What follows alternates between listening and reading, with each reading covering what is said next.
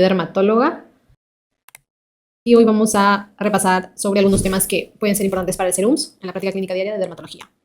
Laboro en el Hospital San José y vamos a empezar con un casito. Esta primera parte, que es la más importante, de hecho, es de lo que puede que vean en la consulta de SERUMS. La segunda parte ya es algo que con menos frecuencia puede ser visto, realmente nunca lo he visto, y pues sería lo ideal que no se vea porque sí que es un manejo difícil que en realidad requiere del manejo hospitalario. Pero de todas maneras, como para orientarnos, porque lo vamos a mencionar, es importante que al menos tengan alguna pauta del mismo. Pero esta primera parte vamos a referirnos a urticaria. Y para ello, este caso que es un caso de exámenes, de un preescolar que tras ingerir cítricos refieren que empieza a presentar unas lesiones de tipo papulares de diversos tamaños, eritematosas, con un centro ligeramente pálido y muy pruriginosas. ¿Cuál es el diagnóstico más probable? De repente, si nos hubieran mencionado un detalle más de en cuanto a la duración de las lesiones, tal vez sería más fácil hacer el diagnóstico, pero resaltar la importancia del antecedente. Es bien frecuente que los casos de urticaria se puedan presentar tras la ingesta de algún alimento previo. Por ejemplo, los clásicos son los cítricos, ¿no? Y estas lesiones de urticaria que están refiriendo aquí, pues muy bien las describen como papulares, como eritematosas, centro pálido, y que característicamente pican. Pero tal vez el hecho de que nos hubieran referido la duración de las lesiones nos hubiera dado una pauta más clara de que efectivamente estamos frente a una urticaria. Y es que, como recordarán, las lesiones de urticaria, los abones que presenta, suelen ser de rápida desaparición. En menos de 24 horas ya deberían haber desaparecido, y esto así tiene que ser porque de esa forma es de cómo cumplimos el diagnóstico de ronchas o abones. Entonces, hablemos un poquito de la urticaria en general. Lo cierto es que a día de hoy las revisiones o la literatura coinciden en que urticaria es un concepto un poco más grande que va a englobar la presencia de abones y o angioedemas. Para efectos de los exámenes, al menos en las preguntas más antiguas que se han realizado, sí que separan la presencia de abón como urticaria y de algo diferenciado del angioedema. Pero lo cierto es que para urticaria deberíamos considerar como un todo con la presencia de abones y o angioedema al mismo tiempo. ¿Pero qué son los abones? En primer lugar, recordar que los abones, o como comúnmente los llamamos ronchas, son un tipo de inflamación superficial que va a atacar a la piel. Generalmente es, como dice aquí, bien delimitada y de tamaño y forma variable. Pueden ser pápulas, pueden ser incluso placas o pápulas que van a confluir formando grandes placas y característicamente pueden verse eritematosas. Si quieres ser más detalloso, incluso puedes decir que tienen un ligero centro pálido, como las lesiones que aquí vamos a ver a la derecha. Pero estas lesiones van a ser característicamente pruriginosas. El prurito es una constante en las urticarias. O sea, el paciente se queja de mucha picazón, en mayor o menor grado según la extensión de las lesiones, pero se va a quejar de picazón. Y la otra característica que les mencionaba, que va a dar la pauta de que esto es un abón, es que son fugaces. Es decir, las lesiones van a desaparecer en un tiempo menor al de 24 horas. Puede que desaparezcan a los minutos, a las horas, pero siempre van a desaparecer antes de las 24 horas y esto es lo más resaltante. ¿Por qué? Porque toda lesión que tú sospechas que sea un abón, pero que te dura más de 24 horas, ya no encaja dentro del concepto de abón y por lo tanto no estamos frente a una urticaria y es cualquier otra cosa menos una urticaria. ¿Y el angioedema qué viene a corresponder? Pues el angioedema es un tipo de inflamación pero ya más profunda. La inflamación puede atacar la piel, pero también puede atacar las mucosas. Y esto es lo característico. A diferencia del abón, que no ataca mucosas, el angioedema puede atacar mucosas. Y también suele ser eritematosa o incluso de color piel. No es tan vivo el color como si lo es en los abones. Y más que prurito o picazón, lo que se va a presentar en el angioedema es dolor. Algunos pacientes incluso refieren ardor, pero dolor es lo clásico. La inflamación de los tejidos es tal que va a generar un dolor que molesta mucho al paciente. Y puede ser aparatoso y es por eso que algunos pacientes se asustan. Y la resolución en este caso suele ser más lenta. Aquí no se tiene que cumplir el criterio de la desaparición antes de las 24 horas. Realmente esto es independiente. Pero lo que hay que dejar en claro es que la urticaria, que es la presencia de abones y o angioedema asociado o no va a presentar síntomas sistémicos. Y eso lo hace un cuadro que podemos ver en la práctica clínica diaria, pero que no nos debe asustar. Claro que a los pacientes, por la magnitud de las lesiones, muchas veces sí que los puede asustar, pero a nosotros en principio no nos debe asustar, porque es muy diferente del siguiente cuadro, que es la anafilaxia, en donde sí va a haber síntomas sistémicos y eso ya es algo para la emergencia incluso. Pero para nosotros recordemos que la urticaria no presenta síntomas sistémicos. Y es que, básicamente, estos síntomas o estas lesiones de abón o de angioedema se van a producir principalmente porque se libera la histamina de factores desencadenantes. Como mencionamos en el caso clínico, la ingesta de cítricos, o en general la ingesta de algún alimento nuevo para el paciente, la ingesta de algún medicamento nuevo, tal vez la picadura de insecto, que ha sido lo que muchos han preguntado en los últimos exámenes, pueden ser esos factores desencadenantes que podríamos asociar a la aparición de estas lesiones, abones o angioedema. La clasificación de la urticaria también es otro detalle. No hay un consenso claro, pero hay una forma práctica que es importante manejarla. Urticaria aguda es la que seguro todos hemos visto en nuestra vida alguna vez o hemos padecido alguna vez. Y eso es lo que probablemente pueda que vean en el día a día de la consulta. Y la urticaria aguda se define como la presencia de abones, angioedema o ambos por un tiempo menor a 6 semanas. El hecho de que estas lesiones que van y vienen una y otra vez supere las 6 semanas ya nos deja fuera del diagnóstico de urticaria agudas. Ya más bien estaríamos frente a lo que se conoce como urticaria crónica.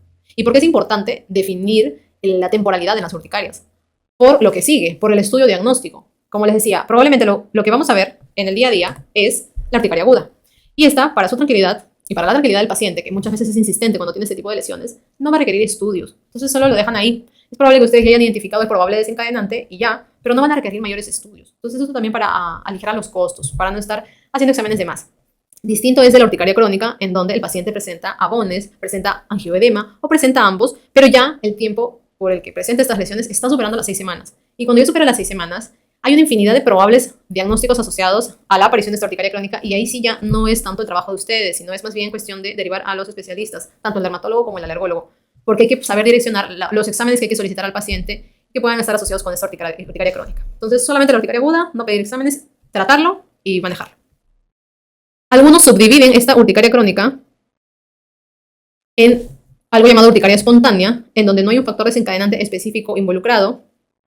Y hay otros que también dividen a esta urticaria crónica en una urticaria denominada inducible. Es un subtipo denominado inducible. Aquí, por ejemplo, las urticarias que se producen por la exposición del frío o del calor o del sudor están dentro de la categoría de urticarias inducibles. Y es que en estas urticarias siempre el mismo factor desencadenante va a producir la aparición del abón. No es lo mismo que mencionábamos hace un rato en la urticaria aguda, que probablemente el paciente tuvo un antecedente de fiebre, un antecedente de ingesta de alimento nuevo. Esos antecedentes no siempre le van a provocar urticaria al paciente. Por eso es distinto de la denominada urticaria inducible, en donde el paciente siempre, desde un momento determinado de la vida, empieza a hacer ronchas por un factor bien determinado y bien identificado. Por ser generalmente englobados dentro de lo que conocemos como urticarias crónicas, necesariamente hay que derivarlos con el dermatólogo y con el alergólogo. Respecto a la conducta, realmente no hay guías que te digan cómo manejar una urticaria aguda y no hay un consenso, claro. Y ese es el problema por el que manejamos de distintas formas las urticarias agudas. Y es que la mayoría de pacientes que tienen urticarias agudas, antes que ir a la consulta, optan por ir a la emergencia por el susto que les puede generar la aparición de estas lesiones. Entonces también no hay consenso en eso, en qué ruta utilizar, en qué medicamento utilizar. Y de hecho, la mayoría de guías que se han realizado para las urticarias sobre todo se han enfocado en las crónicas. Y más bien del enfoque de estas guías de urticaria crónica es que más o menos se desprenden algunos datos para hacer el manejo en las urticarias agudas. Entonces vas a ver que realmente hay una o dos opciones de manejo, las cuales van a ser válidas, y las he tratado de adaptar a lo que se puede tener en la consulta en el SERUMS. Así que eso sí es importante que lo tengamos ahí en cuenta. Entonces, en primer lugar, ya identificaste que el paciente te presenta una urticaria. Muy probablemente es una urticaria aguda porque es un paciente que por primera vez le está pasando esto. Entonces, al ser una urticaria aguda, hay que orientarlo de esa forma. Lo primero es evitar o eliminar los probables triggers asociados al paciente. Si ya pasó el episodio de fiebre, de la infección viral que tuvo, infección de garganta, ya ahí queda. Este episodio es muy frecuente sobre todo en los niños. Niños que han tenido una infección viral unos días antes hacen urticaria luego de eso. Identificaste al nuevo medicamento que le provocó esto al paciente, un AINE de repente, un YECA o una aspirina. Entonces también eso ya lo eliminas para que no genere problemas. Entonces ese es el primer punto. ¿Cuál sería el siguiente paso? Algo que queda claro es que al ser la liberación de histamina la principal causa de la sintomatología del paciente, pues hay que usar antihistamínicos. Y los preferidos van a ser en definitiva los H1. También hay debate entre si los de primera y los de segunda generación. Yo he tratado de hacerles un pequeño esquema ya que todo es válido, pero creo que es una forma práctica para ustedes para poder manejarlo en cómo hacer el tratamiento. Lo cierto es que los preferidos son los de segunda generación, ya que no tienen efectos sedantes y no tienen que ser dados por lo general de forma tan seguida. Y la ruta por la que hay que usarlos, sobre todo si están en la consulta, tranquilamente puede ser una ruta por vía oral. Incluso en artículos en donde el manejo se realiza en emergencia, la ruta para el tratamiento también puede ser oral. Así que en ese sentido siéntanse tranquilos, no se sientan inseguros. Pero ¿cómo elegir uno u otro? Pues he tratado de dividirlo entre si la urticaria del paciente es leve o es severa. Leve podríamos hablar de un paciente que pues, su picazón es tolerable dentro de todo y no tiene muchas lesiones. Y por el contrario, severa, más o menos es un paciente que se queja de mucha picazón y que ya tiene muchas lesiones. Tampoco hay una guía que te diga cuándo es una urticaria aguda leve y cuándo es una urticaria aguda severa. No hay eso. Las graduaciones o las gradaciones se van a utilizar sobre todo en las urticarias crónicas y se basan en función a la cantidad de días y la cantidad de ronchas que tiene el paciente. Entonces, por eso les decía que es un poquito difícil decir cuándo es una urticaria aguda leve y cuándo es una urticaria aguda severa. Pero traten de distinguir o traten de dividir entre el que menos está fastidiado y el que más está fastidiado. Entonces, si está poco fastidiado el paciente, si tiene poca molestia, tranquilamente puedes usar la vía oral y de lo que dispones en tu práctica clínica diaria, muy probablemente tengas la cetiricina de 10 miligramos. De hecho, de los antihistamínicos de primera generación, perdón, los antihistamínicos H1 de segunda generación, los preferidos son la cetiricina y la levocetiricina. Probablemente el que tengas en la práctica clínica diaria sea la cetiricina. Le das una dosis de esto y eso perfectamente es el tratamiento. Cuando ya sospechas que es severo porque el paciente está muy comprometido, las lesiones están un poco extendidas y está quejándose de mucha picazón, sea que tenga ronchas, sea que tenga angioedema, tienes dos opciones. También la vía oral con la cetiricina o la clorfenamina. Pero la clorfenamina, en este caso, o bien endovenosa o bien intramuscular. Y esto se ha utilizado en urticarias agudas en los estudios un poco más antiguos, que he encontrado, porque de pronto es un poco más rápido el acceso del medicamento y porque el paciente al estar en la emergencia, pues obviamente le ofrece mayor tranquilidad de cierta forma el utilizar una ruta sistémica como estas. Entonces, sí que es válido hacer uso de una clorfenamina inyectada o endovenosa, incluso este siendo uno de primera generación, sabiendo todos los efectos sedantes que puede generar. Pero si tienes solo cetiricina, está válido que utilices también solo la cetiricina en 10 miligramos por vía oral. Deben saber que no hay por qué asustarse y necesariamente utilizar la vía endovenosa, pero les dejo como alternativa para esta urticaria ya más severa, o bien la cetiricina, o bien si te sientes tú más tranquilo y tu paciente se siente más tranquilo, la clorfenamina, la inyección 4 miligramos endovenosa o intramuscular. Entonces, ya tienes el antihistamínico H1. La duda es, y eso es algo que también sigue siendo su objeto de debate a día de hoy, ¿uso corticoides o no uso? Lo cierto es que hay muchos artículos, tanto para que sí uses como para que no utilices. Probablemente los que ganan son los artículos que indican que no es necesario hacer uso de los corticoides. Lo que pasa es que hace algunos años se vio que los corticoides podían acortar la molestia del paciente, la picazón, y eso hace que los sigamos utilizando en la práctica clínica diaria. Y es que te digo que todavía es válido utilizarlos, así que si los vamos a querer utilizar, pues puedes agregar por vía oral una prednisona, puede ser de 20 miligramos, puede ser de 40 miligramos también, no hay problema. O si lo quieres hacer por vía sistémica, probablemente a la mano tengas la dexametasona de 4 miligramos y la clorfenamina de 10 miligramos. Endovenoso, estamos hablando de la vía endovenosa, hay que corregirlo ahí. Entonces puedes agregar un corticoide, incluso estando tu paciente en tu primera consulta, porque sospechas que es severo y te quieres de alguna manera asegurar, lo puedes hacer. Puedes usar solamente los antihistamínicos también, lo puedes hacer. Ya es un poco cómo vas viendo tus manejos, cómo vas viendo a tus pacientes. Pero de primera opción, siempre los antihistamínicos H1, se prefieren los de segunda generación, y valora si usas o no el uso de, además, el corticoide. Y esto como para ir paliando las molestias iniciales del paciente. Desde ya les digo que si el paciente ya viene a la consulta con problemas respiratorios graves, desaturando, cianótico, agitado, con sibilancias, muy comprometido, o viene con síntomas cardíacos, o viene con síntomas gastrointestinales, es probable que el paciente no solo esté presentando una urticaria, sino que esté presentando una urticaria en el contexto de algo más grande y grave, que es una anafilaxia. Y eso sí requiere epinefrina, y eso es lo que se ve en la siguiente diapositiva. Ya les explico cómo se utiliza. No he tenido nunca oportunidad de utilizarla porque nunca he visto un caso de esos, pero esperemos que no nos suceda, pero que si existe, algo tenemos que hacer definitivamente. Entonces, ya manejaste a tu paciente de un inicio. No hay una guía tampoco que te diga cuántas horas lo observas. Yo aconsejo que por lo menos los observemos 4 horas a los pacientes, sobre todo si hemos considerado que están dentro del grupo de urticarias severas. Entonces, si inicialmente decidiste no utilizar corticoides, lo cual está bien, y ves que a pesar de que utilizaste tus antihistamínicos, el paciente como que no está mejorando mucho, no esperes quitarle todas las lesiones, pero sí esperas que se alivien las molestias. Ahí puedes agregarle los esteroides sistémicos, tal cual te he enseñado hace un momento. Y de nuevo, la prednisona es de los más prácticos que puedes acceder. 20 miligramos, 40 miligramos vía oral. Y el uso de los antihistamínicos H2 también es un objeto de debate. La gran mayoría probablemente sugiere que no los utilicemos. Y pues cuando algunos optan por utilizarlo, la ranitidina podría ser una opción, si es que se dispone de esta en la posta. Si no, no es necesario utilizarlo. Realmente es más la evidencia a favor de que no se utilice. Entonces, no considerarlo. Lo que pasa es que les decía que esta guía, o las pocas guías de acerca de urticaria aguda, se basan en guías de urticarias crónicas en donde sí se ha permitido, por así decir, su uso. Algo que hay que también tener en cuenta es que si el paciente dentro de esta urticaria presentó su angiodema, identificas que es una angiodema severa, esto es, una angiodema que está comprometiendo vías respiratorias o la lengua, tu opción primaria debería ser el uso de epinefrina también, porque de nuevo se está comprometiendo la vía aérea. Entonces, eso ya pasaría como el manejo que también haríamos en una anafilaxia, ¿no? Entonces, eso también para que identifiques cómo se está comportando el angiodema del paciente.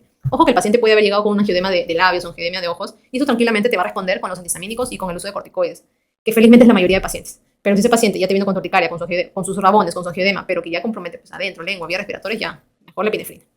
Ahora, con este manejo, el paciente va a estar más tranquilo y lo puedes derivar a la casa. Si ya luego de las 4 horas se siente más aliviado, de repente no van a desaparecer las lesiones, pero lo tienes que derivar, ya lo tienes que mandar a casa. La pregunta de oro, ¿con qué lo mando?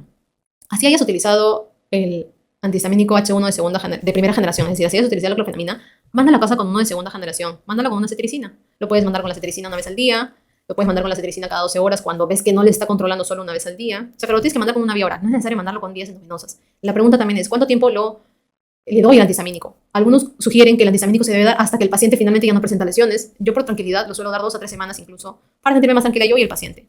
Porque más o menos ya parece entonces la urticaria se resolvió. Acuérdate que estamos hablando de una urticaria aguda. La otra pregunta es también, ¿lo mando a casa con corticoides orales?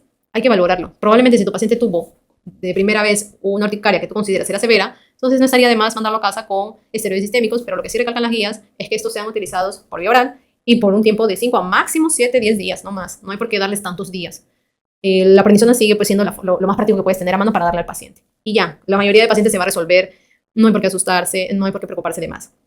Solo esos casitos de pacientes que ya empezaron muy intensos, muy inflamados, muy comprometidos de forma sistémica o que tuvieron un angiodema severo, acuérdate que esos sí van a requerir epinefrina y eso es lo que vamos a ver luego. Siguiente caso clínico. Paciente varón de 21 años que ingresa por falta de aire, picazón generalizada y que te dice que hace un par de horas nada más sintió una picadura en su brazo y su saturación está bajísima, está en 90% y tiene sibilancias. O sea, claramente el caso clínico y el paciente, que esperemos nunca lo tengamos porque pues, es algo ya difícil, que requiere un equipo multidisciplinario, este paciente ya está comprometido desde un inicio. Si te das cuenta, el paciente está presentando también síntomas cutáneos, pero los síntomas cutáneos no son los que te deben de preocupar más. Definitivamente aquel con compromiso sistémico, con falta de aire, con desaturación, es lo que más te debe llamar la atención. Y aquel antecedente identificado es la picadura en su brazo, un insecto. Y también algo que te debe llamar la atención es que estos cuadros de anafilaxia, cuando se instauran, son rapidísimos de instaurarse. O sea, es algo así. Y de hecho, es lo que definimos acá, la anafilaxia sí tiene síntomas sistémicos. Puede no tener asociada una urticaria con abones o con angioedema, sí. Pero o sea, si el paciente está tan comprometido de forma sistémica, finalmente el diagnóstico es una anafilaxia, que se acompañó de más cosas, claro que sí, pero es una anafilaxia y eso es lo que manda el tratamiento. Por eso es que la anafilaxia es definida como una reacción alérgica grave, de inicio rápido y que puede ser fatal. El paciente puede morir por esto. Y por eso dicen acá que las manifestaciones cutáneas y mucosas son frecuentes, pero no siempre van a estar presentes. Pero si están presentes, que no se desvíe tu diagnóstico. De hecho, el anterior caso clínico, el caso clínico que acabamos de mencionar, el paciente tiene una urticaria, sí, tiene abones, pero su diagnóstico principal es la anafilaxia. Entonces eso es lo que va a mandar. Y para definirlo hay varios criterios para definirlo, pero realmente tú te das cuenta con solo ver al paciente, con solo evaluarlo. Dentro de los criterios, por ejemplo, una manera de diagnosticar es paciente que tiene un comienzo agudo de una enfermedad, con minutos a varias horas, y que tiene afectación de la piel, mucosas o ambos, y al menos uno de los siguientes. Compromiso respiratorio, el paciente tenía sibilancias, tenía saturación, o disminución de la presión arterial o síntomas asociados con disfunción del rondos diana. Otra manera de definirlo según las clasificaciones de anafilaxia es que el paciente tenga dos o más de las siguientes cosas y que sean instauradas de forma rápida justo tras la exposición de un alergeno. Lo rápido y lo aparatoso del cuadro es lo que a ti te debe llamar la atención. Que puede tener el paciente afectación del tejido cutáneo mucoso, compromiso respiratorio nuevamente, la pega disminuida y síntomas gastrointestinales persistentes. Entonces, algo así de aparatoso, de instauración rápida, tras algo que tuvo el paciente, es anafilaxia.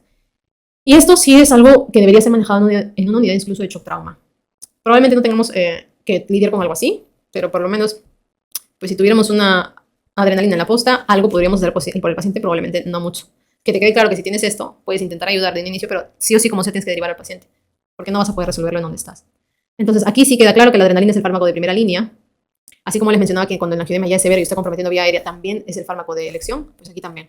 Y la dosis recomendada es de 0.01 miligramos por kilo, que más o menos te va a salir 0.3, 0.5 en total. 0.3 es la dosis máxima para un niño y 0.5 es la dosis máxima para un adulto de adrenalina administrados por vía intramuscular. La adrenalina viene en 1 mililitro y esto se tiene que administrar por vía intramuscular, así que aquí no tiene que ser diluida, como si lo tuvieras que diluir cuando fuera por vía endovenosa, lo cual no es algo que puedas hacer tampoco.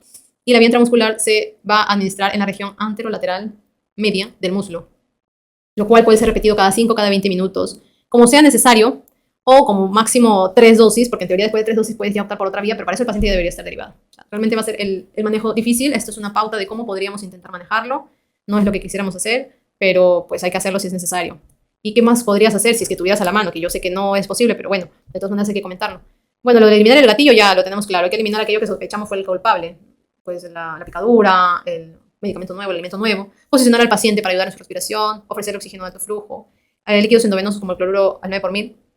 Es una ayuda también para el paciente, sobre todo si está sospechando de afectación cardiovascular. Agonistas adrenérgicos beta 12 y obstrucción bronquial.